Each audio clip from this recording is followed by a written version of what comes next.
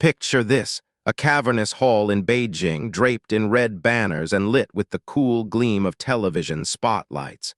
Delegates sit in perfect rows, their suits crisp, their expressions solemn. The air hums with choreography, every clap, every glance, every movement rehearsed down to the smallest detail. It is the Chinese Communist Party's National Congress, an event staged once every 5 years, a ritual that is less political meeting than theater of power. On this stage, identities are unveiled with a gravity bordering on the sacred. The men who step forward are not simply bureaucrats or party functionaries. They are the chosen few, the Politburo Standing Committee, the apex of authority in the most populous nation on earth. Each Congress the world watches, waiting for the moment when the curtain parts and a leader emerges. The order in which they appear is no accident. It is a coded signal, a revelation of who holds the helm for the next half-decade. In October 2022, history bent once more. The first figure to step into the light was Xi Jinping, a man already in power for a decade. But this time, his presence carried something unprecedented. By then, he had dismantled the presidential term limits that had bound all his predecessors. He walked forward as leader not for the second time, but for the third, signaling openly what many had whispered, that he intended to rule not just for years, but potentially for life. The symbolism was impossible to miss. Here was a man claiming his place in the same lineage as Mao Zedong, the revolutionary titan who had founded the People's Republic of China in 1949 and shaped it through terror, famine, and political upheaval. Like Mao, Xi projected the image of the indispensable leader, the only one capable of steering the party and the nation through storms ahead. For Western observers, the comparison was chilling. For the party faithful, it was both reassurance and warning. The era of collective leadership, carefully engineered after Mao's death, was being quietly dismantled. But there was a deeper irony. Xi Jinping's life had been scarred, almost destroyed by Mao himself. When Xi was a boy, Mao's Cultural Revolution branded his father a traitor and sent his family into disgrace. The teenage Xi was cast out of Beijing's elite schools, condemned to the countryside, his daily survival reduced to digging trenches and sleeping in a cave. The architect of his misfortune was the very man he now seemed destined to emulate. This collision of past and present, Mao ruining Xi's youth, Xi reviving Mao's political template half a century later, is not just coincidence.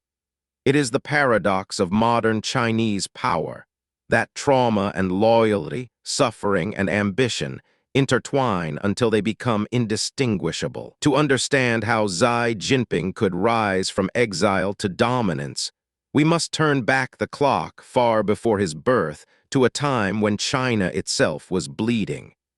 It begins in the 1930s, when the communists were cornered, starving, and on the brink of annihilation. China in the early 1930s was not a unified nation, but a battlefield stitched together by fragile truces and shifting alliances. The air itself seemed heavy with the smell of coal smoke, gunpowder, and hunger. Railways and rivers were lifelines, seized and abandoned in the span of weeks. Villages lived under the shadow of competing flags, never certain which army might arrive at dawn. At the center of this chaos, the Chinese Communist Party, still little more than a radical faction, clung desperately to survival. Its stronghold was the Jiangxi Soviet, a pocket of territory carved out in southeastern China. Here, under constant siege, Mao Zedong and his comrades had experimented with land reform and guerrilla resistance. But the nationalist government, led by Chiang Kai-shek, was determined to crush them once and for all. By 1934, the noose had tightened. Nationalist troops, far better equipped and supplied, encircled Jiangxi in a brutal blockade. The Communists' Red Army, once a revolutionary hope, was starving. Food was rationed grain by grain. Soldiers patched their uniforms with scraps of burlap. Villagers gave up cooking pots to be melted into weapons. Disease spread through the ranks, thinning them before battle could even begin. The siege was more than military, it was psychological. Every night in the dim glow of oil lamps, party leaders debated their fate. Should they stand and fight to the death? Should they scatter into the countryside and risk dissolving into irrelevance? Or was there still one bold move left to make? It was then, in October 1934, that a decision was made, a gamble so audacious it bordered on madness. The Red Army, numbering about 130,000 soldiers and civilians, would break out of the encirclement. They would abandon their Soviet base, abandon homes, crops, even graves, and march toward an uncertain future. On October 16th, under cover of night, the attempt began. The communists struck a weak point in the nationalist lines. Chaos erupted, bayonets clashed, bugles wailed, and the darkness echoed with screams. Thousands fell, but thousands more surged forward, slipping through the breach. When the smoke cleared, the exodus was underway. Tens of thousands of ragged soldiers and their families began trudging westward. The long march had begun. It was not a retreat in the conventional sense. It was a wandering odyssey, a desperate migration across rivers, swamps, and mountain ranges. Some carried rifles, others carried infants. Many carried nothing but the hope that somewhere far from Chiang Kai-shek's armies, the revolution might be reborn. The numbers tell the story starkly. Of the 130,000 who set out, only 86,000 remained together after the first brutal weeks. The rest had been killed, deserted, or scattered into the wilderness. Yet for those who kept marching, this ordeal would become the defining crucible of communist China, the suffering from which a mythology of endurance and inevitability would later be forged. At this moment, Mao Zedong was not in command. His guerrilla warfare strategies had lost favor, dismissed by senior leaders who favored conventional battle. But the long march would soon prove them wrong. In the relentless months ahead, as death shadowed every step, Mao's ideas would resurface, not as theory, but as the only path to survival. For now, though, the marchers pressed onward into a wilderness that cared nothing for ideology. The soil beneath their feet was soaked with rain and blood. Ahead lay mountains higher than any they had ever seen, rivers wider than they had ever crossed, and enemies who would not stop until they were utterly destroyed. The Red Army was not yet saved. It was only beginning its trial by fire. The long march was more than a retreat. It was a test of survival so brutal it stripped men down to their core.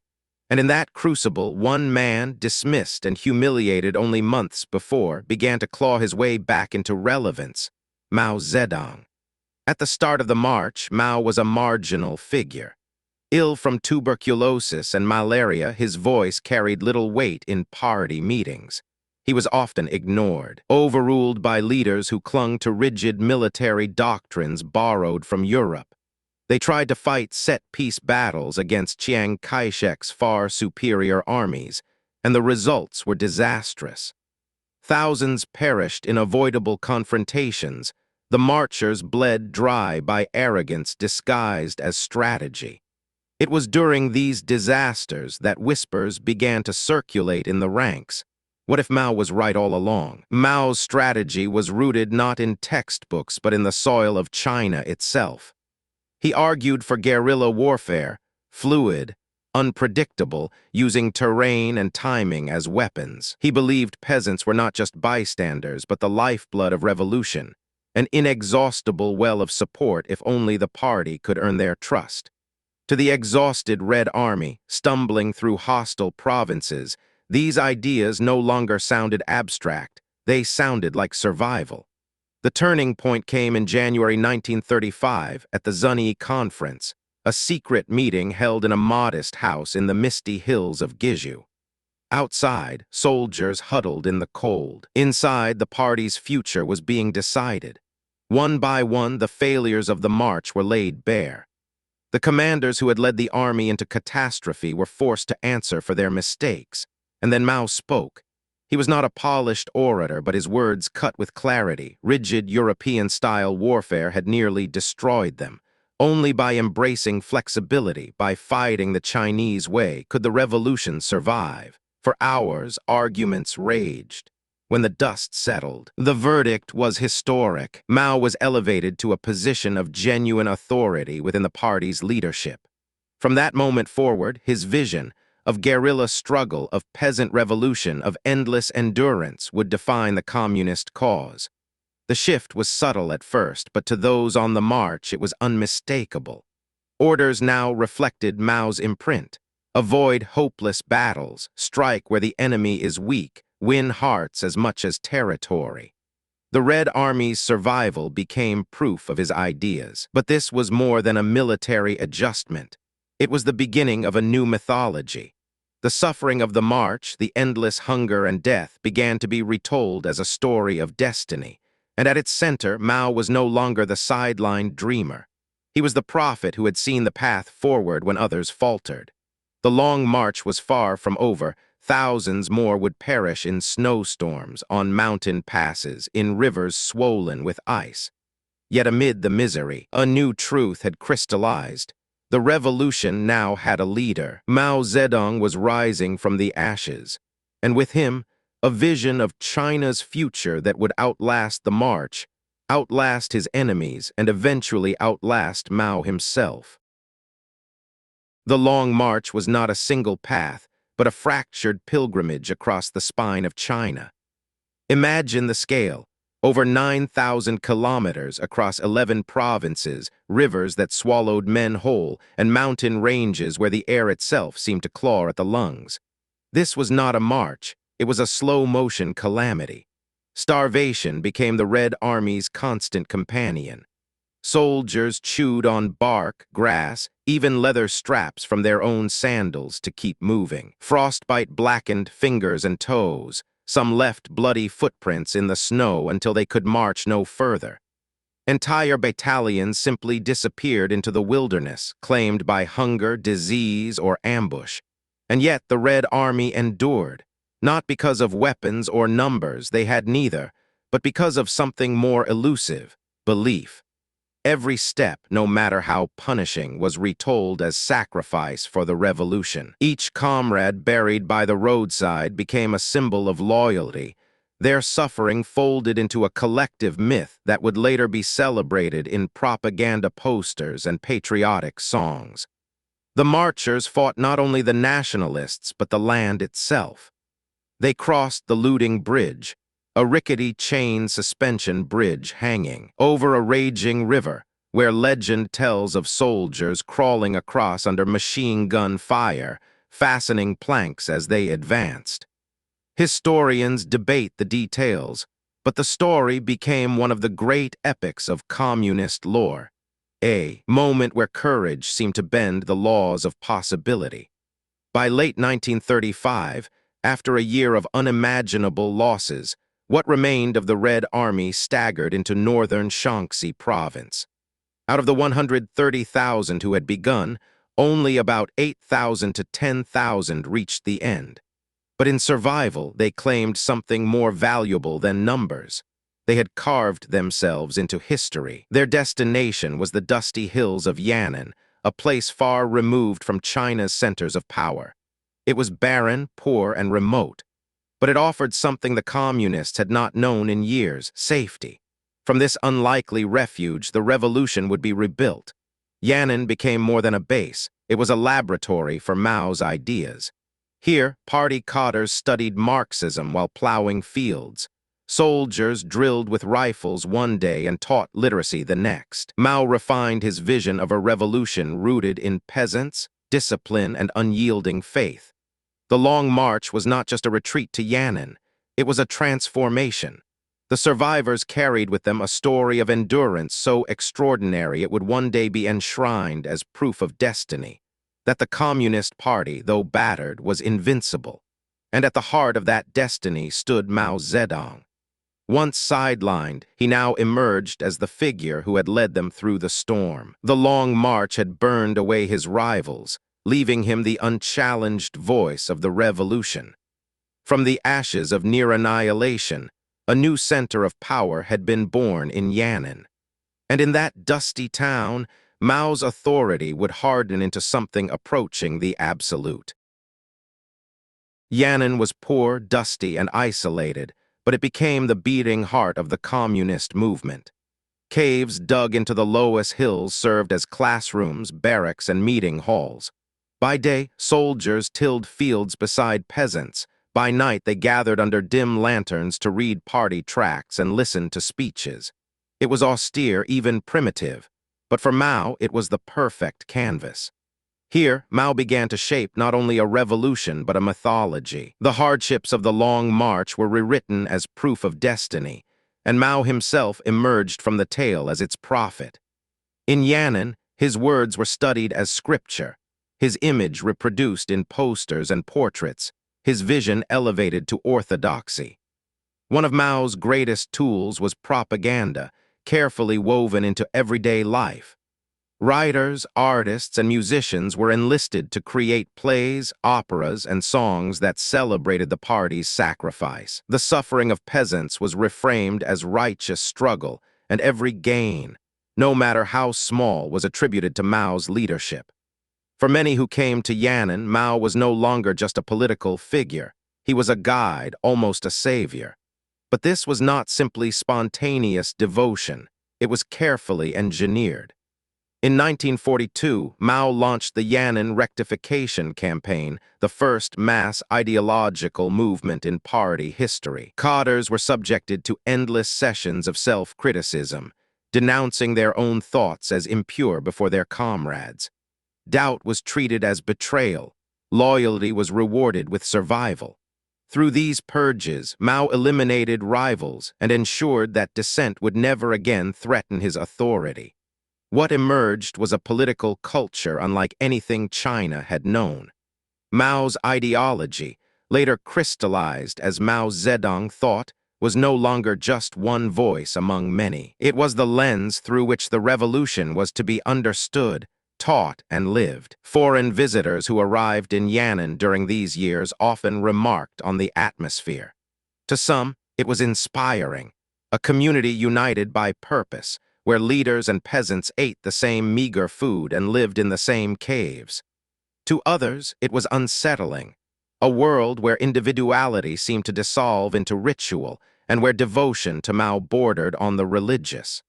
From Yan'an, Mao built not just a political base, but a movement infused with belief. The man who had once been a sidelined guerrilla strategist was now the unquestioned center of the communist cause. His rise was no longer about military victories alone. It was about capturing the minds and hearts of those who followed him. The cult of Mao had begun, and as war loomed once again, this time with the invading armies of Japan, that cult would spread far beyond the caves of Yan'an, binding millions to his vision of revolution. In 1937, China was engulfed by a new catastrophe. Japanese armies armed with modern tanks, aircraft, and ruthless ambition launched a full-scale invasion. Cities fell like dominoes, Shanghai, Nanjing, Wuhan, each captured with fire and blood. The nationalist capital at Nanjing became the site of one of the century's worst atrocities. Mass executions, rape, and slaughter that seared terror into the national memory. For Chiang Kai-shek's nationalist government, the war was a nightmare. His armies were larger than the communists, but they were fractured, underpaid, and stretched thin across vast front lines. Supplies evaporated, corruption hollowed out what strength remained. Chiang's government seemed both indispensable because it carried the flag of the Chinese state and incapable of stopping the Japanese tide. For the communists, the war was both peril and opportunity. Yan'an lay far from the front lines, but Mao understood that this struggle could reshape the party's future. He publicly called for a united front with the nationalists, presenting himself as a patriot willing to set aside ideological differences for the survival of the nation. To many ordinary Chinese, this posture was appealing. Here was a movement that seemed to put country before faction. In practice, however, the alliance was uneasy, riddled with suspicion. Communist guerrillas expanded their presence behind Japanese lines, waging sabotage and ambush campaigns. They were small compared to the nationalist armies, but their resilience, discipline, and willingness to live among peasants won them credibility. To villagers brutalized by both invaders and corrupt officials, the communists began to look like defenders of the people. Meanwhile, Mao used the war years to deepen his hold over the party. While Chiang Kai-shek spent his strength battling the Japanese, Mao tightened discipline in Yan'an, indoctrinating cadres and purging dissent. By the time foreign journalists and American observers reached the communist base, they found an army lean, committed, and strangely effective compared to the bloated bureaucracy of the nationalists. The irony was stark. Japan had invaded to destroy China, yet its aggression created the very conditions that allowed Mao to rise. Each Japanese advance weakened Chiang Kai-shek, while each communist skirmish, however small, strengthened the image of Mao's movement as the future of resistance. By the end of World War II in 1945, Japan lay defeated, but in China the victory was hollow. The foreign enemy was gone and the fragile alliance collapsed. Once again, the stage cleared for the unfinished struggle between nationalists and communists. This time, Mao was no longer the leader of a ragged band of survivors. He commanded a hardened army, a loyal base, and a growing mythology. And when civil war returned, it would be Mao, not Chiang, who seized the momentum. The guns had barely fallen silent in 1945 before China plunged back into conflict. The uneasy alliance between communists and nationalists collapsed, leaving the old struggle exposed once more. But this time, the balance of power was shifting. Chiang Kai-shek's nationalists seemed strong on paper. They commanded more soldiers, more artillery, more foreign aid. The United States poured weapons and money into their cause, hoping to stabilize a friendly government in Asia. Yet beneath the surface, their foundations were crumbling. Corruption was rampant. Officers sold rations meant for their troops, officials siphoned off aid, and ordinary citizens bore the brunt of a failing economy. Inflation devoured savings, black markets thrived, and resentment grew. The communists, by contrast, offered something different. In the countryside, they implemented land reform, redistributing estates seized from landlords to peasants. To millions of farmers, this was not abstract ideology. It was tangible justice. Where nationalist armies often pillaged, communist forces imposed strict discipline, punishing soldiers who stole or abused villagers. Slowly, village by village, Mao's forces gained legitimacy. On the battlefield, the tide turned with startling speed. Communist troops, hardened by years of guerrilla struggle, adapted swiftly. They struck supply lines, harassed convoys, and encircled isolated garrisons. By 1948, the war escalated into decisive set-piece battles. In Manchuria, vast campaigns ended with entire nationalist armies surrendering en masse, their weapons absorbed into communist ranks. One by one, the great cities fell.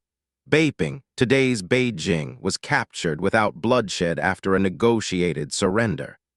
Shanghai, the glittering jewel of the coast, was taken after fierce fighting, its fall symbolizing the collapse of nationalist control. Each victory carried not just military weight, but psychological momentum. It seemed as though history itself was tilting toward Mao. By 1949, Chiang Kai-shek had lost the heartland. His government retreated south, then across the strait to the island of Taiwan, where it would cling to power in exile. On the mainland, Mao stood triumphant. On October 1, 1949, in Tiananmen Square, Mao declared the birth of the People's Republic of China. The square echoed with cheers as he proclaimed, "The Chinese people have stood up." To many, it was the end of a century of humiliation. Foreign invasions, civil strife, and endless fragmentation finally replaced by unity under a new flag. But unity came at a price. The revolution had been born not only of hope, but of violence, purges, and unrelenting war. Mao's authority, forged in hardship and blood, was now absolute. And as he raised his hand in Tiananmen, the question was no longer whether he could seize power. It was what he would do with it. The answer, as the next decades would reveal, would transform China forever, for better and for worse. Victory in 1949 was not the end of struggle. It was the beginning of an immense challenge. China, the Middle Kingdom, had been scarred by a century of humiliation, foreign invasion, warlord chaos, Japanese occupation, and civil war. Now Mao and his comrades faced the daunting task of turning a revolutionary movement into a functioning state. From the start, Mao understood symbolism. On October 1, 1949, as he stood on the gate of heavenly peace in Beijing, his words, "The Chinese people have stood up," reverberated not just through Tiananmen Square, but across the fractured memory of a nation long humiliated by foreign powers. Yet beneath the grand declaration, China remained broken. Railroads lay twisted and bombed, factories were gutted, famine stalked the countryside, and millions of refugees wandered in search of food and shelter. The new People's Republic of China, PRC, needed stability. Mao turned first to the Communist Party itself. The victory had made it supreme, and the party moved swiftly to centralize authority. The Politburo Standing Committee, the elite circle Mao had ascended to years before, became the real engine of power. The government, the ministries, even the courts, all were subordinated to the party's will. To make this clear, Mao appointed his loyal ally Zhu Enlai as premier of the State Council, ensuring that policy would always flow from party to state, never the other way around. At the same time, Mao sought to secure legitimacy beyond politics. Land reform, once a revolutionary tool, became a national policy. Landlords were denounced in village meetings, their holdings confiscated and divided among peasants. For millions of farmers, this was a profound, almost biblical reversal. Centuries of subjugation overturned in a matter of weeks. But the process was also brutal. Thousands of landlords were executed or driven to suicide, their families ostracized. The revolution was settling old scores. Urban society, too, was reshaped. Industries were nationalized, banks taken over, trade unions folded into the party apparatus. Schools reoriented their curricula to Marxist-Leninist principles. Across the country, portraits of Mao hung alongside those of Marx, Engels, Lenin, and Stalin, binding China's revolution to a global communist tradition. Externally, Mao looked north. The Soviet Union under Joseph Stalin was the elder brother of the socialist world. In 1950, Mao signed the Sino-Soviet Treaty of Friendship, gaining loans, advisors, and industrial blueprints. For the first time in decades, China had an international ally, yet beneath the alliance lay unease. Stalin had once doubted Mao, seeing him as a rural radical rather than a true Marxist. Mao, for his part, bristled at taking orders. The seeds of future tension were already sown. Meanwhile, the war was not over. In 1950, China was drawn into the Korean War, sending hundreds of thousands of troops, the so-called People's Volunteers, across the Yalu River to push back American-led UN forces. The war was brutal, with staggering casualties, but it cemented China's image as a rising power willing to confront the West head-on.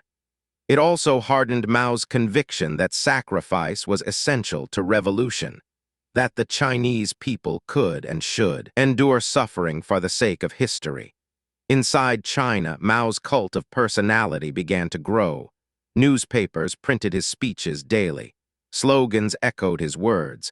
Songs praised him as the great helmsman. For those who remembered the chaos of warlord rule or the corruption of the nationalists, the image of a single strong leader brought reassurance.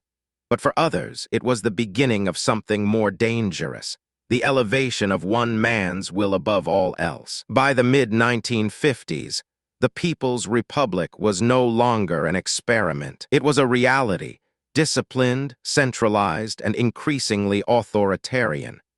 Yet beneath the surface of unity, contradictions brewed. Between rapid industrialization and rural hardship, between Soviet orthodoxy and Mao's own ideas, between stability and the revolutionary fire that had brought them here. And soon, Mao would ignite that fire once more. By the mid-1950s, Mao stood triumphant. The revolution had not only survived, but seemed to be thriving. Land reform had broken the power of landlords, industries were growing under state control, and China had asserted itself on the world stage through the Korean War. But Mao was restless. Stability was never his goal. He wanted transformation, rapid, total, irreversible. He wanted to leap, not walk, into a socialist utopia. In 1958, he unveiled the Great Leap Forward, a campaign that promised to catapult China past its capitalist rivals. It was not enough, Mao declared, to build socialism step by step. China, once poor and humiliated, would overtake Britain and the United States in steel and industry within just a few years. It was a breathtaking vision. It was also a fatal illusion. The centerpiece of the plan was the People's Commune. Villages were merged into enormous collective farms, sometimes encompassing tens of thousands of people. Families gave up their land, their tools, even their cooking pots. Communal canteens replaced kitchens, nurseries replaced parents, work brigades replaced households. The old rhythms of village life, planting, harvesting, festivals, were obliterated in favor of Mao's vision of total collectivization. At the same time, Mao demanded an industrial miracle. Across China, farmers were ordered to build backyard furnaces, smelting pots of scrap metal into crude steel. Night after night, peasants worked by firelight, feeding the flames with anything they could find: farm tools, woks, even household furniture. The result was often useless slag, brittle and worthless, but local officials, desperate to prove their loyalty, reported record production numbers. Mao's vision seemed to be working on paper, but the reality was catastrophic. As resources and labor shifted into steel production, fields lay neglected, crops withered. At the same time, local cotters inflated harvest figures to impress Beijing, leading the state to requisition grain that did not exist. Warehouses filled with inflated quotas while villagers starved. To admit failure was dangerous. To question Mao's policies was unthinkable. So the lie grew, and with it, the disaster. Between 1959 and 1961, famine swept the countryside. Entire provinces wasted away. Parents watched children shrink and die. Families foraged for bark, grass, even clay. In some places, desperate rumors whispered of cannibalism. Yet propaganda posters still proclaimed, "The east wind is prevailing over the west wind." Mao urged perseverance. His vision could not be wrong, therefore the people must endure. The scale of the tragedy remains staggering.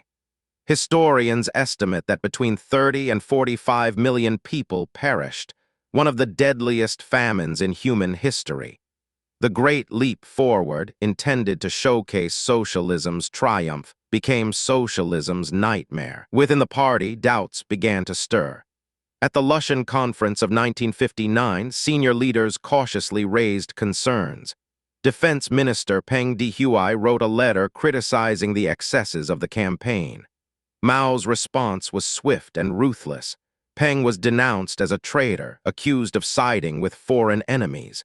The message was clear: dissent, even loyal dissent, would not be tolerated.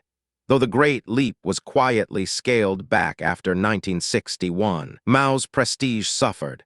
Day-to-day management of the state shifted to more pragmatic leaders like Liu Shaoqi and Deng Xiaoping, who steered the economy toward recovery. Factories reopened under more realistic plans, agriculture was stabilized, and grain imports eased famine. But Mao was not finished. He watched with growing suspicion as others guided the state he had forged. To him, pragmatism looked like betrayal, recovery like backsliding. He had not fought decades of war to see China adopt half measures. If the revolution was slipping from his grasp, he would take it back, by force if necessary. The Great Leap Forward had failed, but for Mao it was not the end. It was a prelude. The stage was set for his most radical and destructive campaign yet, the Cultural Revolution. By the early 1960s, Mao was restless once more. The Great Leap Forward had shattered China, leaving tens of millions dead and the party's credibility in question.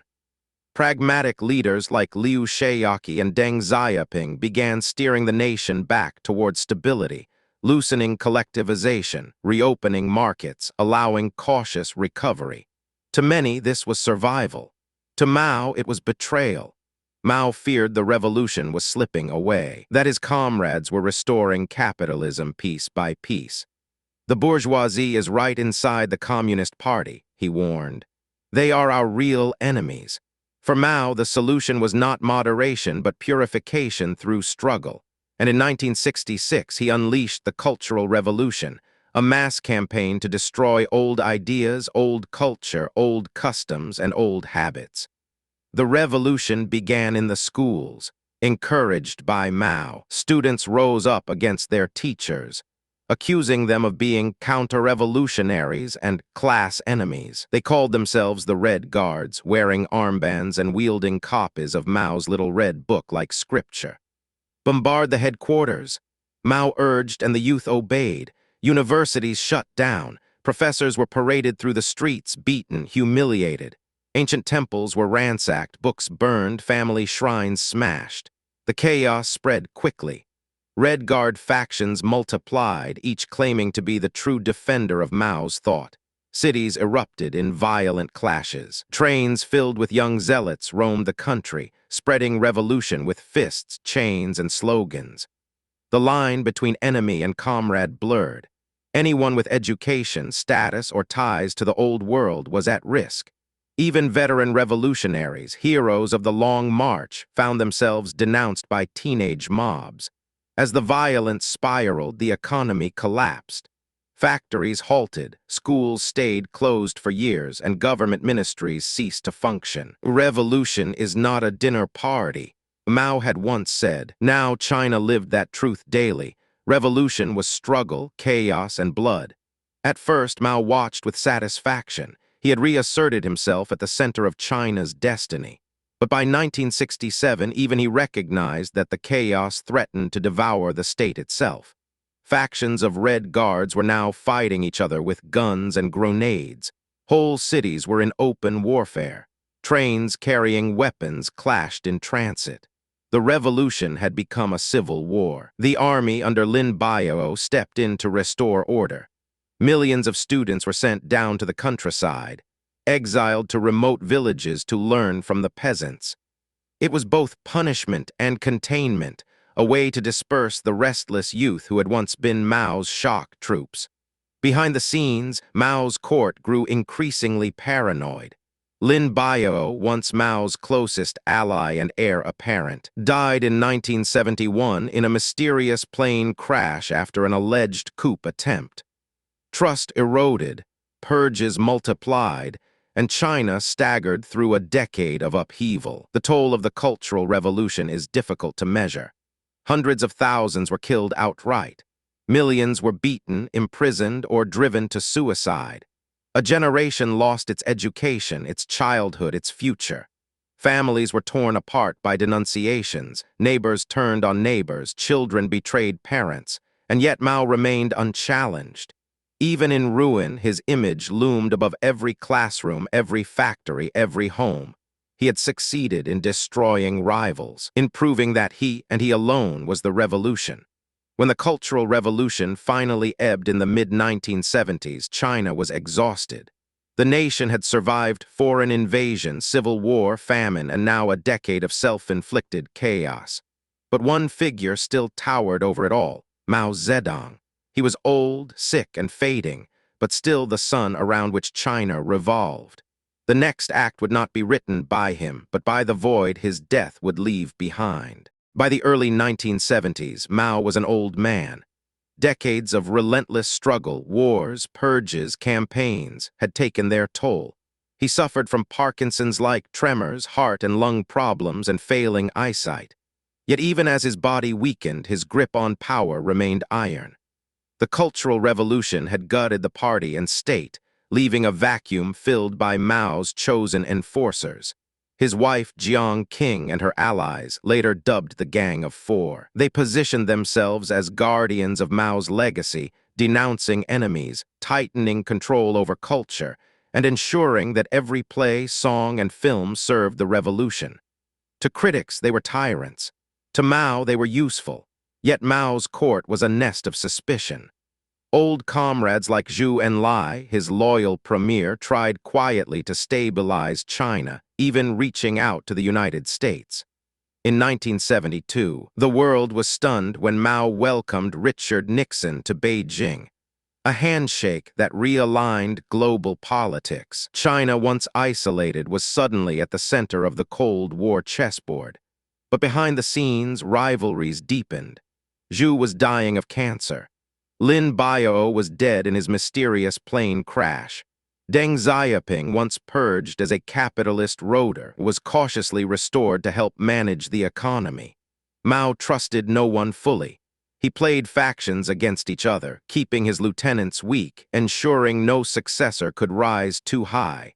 As Mao's health collapsed, the battle for his legacy intensified. Jiang Qing and the Gang of Four pushed for continued radicalism, denouncing pragmatists like Deng. But the Chinese people were weary of revolution. Factories were stagnant, food was scarce, and intellectual life had been strangled. Quietly, many longed for change. On September 9, 1976, Mao Zedong died in Beijing. He was 82 years old. News of his death brought both grief and quiet relief. For millions, Mao was the father of modern China, the man who had ended a century of humiliation and restored national pride. Crowds wept in Tiananmen Square, chanting his name, holding aloft his portrait. Yet others, silently, remembered famine, purges, and terror. Mao left behind a paradox. He had unified China, defended its sovereignty, and placed it on the world stage. But he had also presided over some of the greatest man-made catastrophes in human history. Tens of millions had perished in his campaigns. Entire generations bore scars from his rule. In the weeks after his death, the struggle for succession came to a head. The Gang of Four was arrested, blamed for the worst excesses of the Cultural Revolution. Deng Xiaoping, pragmatic and unyielding, would soon rise to power, steering China in a radically different direction. But that is another story. Mao's own story ended as it began, larger than life, impossible to separate from the fate of China itself. To some, he was a hero, to others, a tyrant, to all he was history. Mao's death in 1976 was not just the passing of a man. It was the end of an era. For 3 decades, his shadow had stretched across every field, every classroom, every household. Now China faced a question it had never dared ask. What comes after Mao? The immediate answer was turmoil. Within weeks, the Gang of Four, Jiang Qing and her allies, were arrested in a dramatic midnight operation. On state radio, the party announced their crimes, sowing chaos, hijacking the Cultural Revolution, betraying Mao's vision. To the public, they became convenient scapegoats, blamed for the decade of madness that had scarred the nation. Mao himself remained untouchable in propaganda, his errors reframed as the manipulations of others. But inside the party, a deeper reckoning was unavoidable. The famine of the Great Leap Forward, the violence of the Cultural Revolution, these could not be ignored forever. How could a state built on revolution admit that its greatest revolutionary had also been its greatest source of suffering? The answer was compromise. In 1981, the Communist Party issued a historic resolution. Mao, it declared, had been 70% correct, 30% mistakes. His leadership in founding the People's Republic, defeating foreign powers, and unifying China was celebrated as undeniable. His catastrophic campaigns were acknowledged but carefully contained, treated as tragic excesses rather than systemic flaws. This formula, part reverence, part critique, allowed China to honor Mao as a national father while stepping away from his most destructive legacies. The real transformation came under Deng Xiaoping, who emerged as China's paramount leader by the late 1970s. Deng had suffered under Mao's purges, but he was no ideologue. "It doesn't matter whether a cat is black or white," he famously said, "as long as it catches mice." Under this pragmatic banner, China opened its doors to markets, foreign investment, and a cautious embrace of capitalism. Fields that once starved under collectivization now flourished under the household responsibility system. Special economic zones sprouted on the coast, attracting factories and trade. The country Mao had dreamed of overtaking the West began at last to rise. And yet Mao did not vanish. His face still gazed from Tiananmen Square. His portrait still adorned every banknote. His mausoleum in Beijing still drew pilgrims, weeping before his embalmed body. To erase Mao would be to erase the revolution itself, the very foundation of communist rule. And so, China walked a delicate line, reforming the economy while preserving Mao's symbolic power. Today, Mao remains a contradiction.